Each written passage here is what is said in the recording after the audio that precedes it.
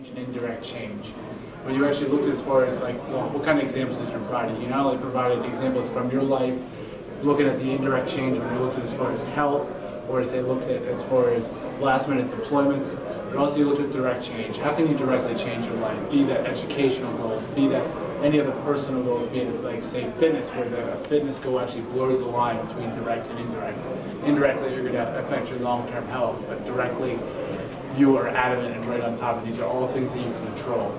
So ultimately, looking at that idea of living to change is, I like the way how you broke it up and had two pretty much main points.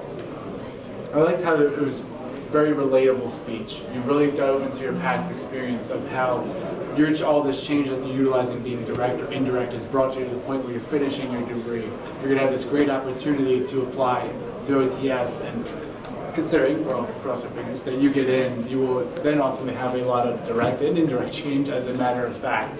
So we can all sit there and understand and look, and on those of us that may or may not go to do that same process or be going through those same educational goals, I thought it was very relatable. Ultimately, I really liked how relatable this speech was to not only ourselves, but even our civilians as well. One of the things I thought that could have been improved was how could you make this speech more effective is, well, you did an excellent job of actually utilizing yourself in examples as far as an ultimate persuasion would have been to find someone or an individual who's on a grand scheme, or like a grand level or a paramount level, had actually changed their lives as a result of having direct change in their life, or say indirect changes that had occurred.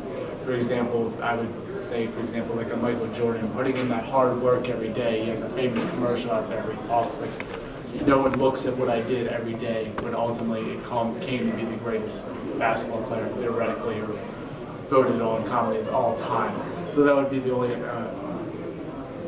only thing that I would say would be improvement is build on top of not only the personal experience, but also give, say, that really extreme level example to where ultimately everyone could possibly know the individual, where anyone could look at that and take that idea or that persuasion to the next level and really sell the idea.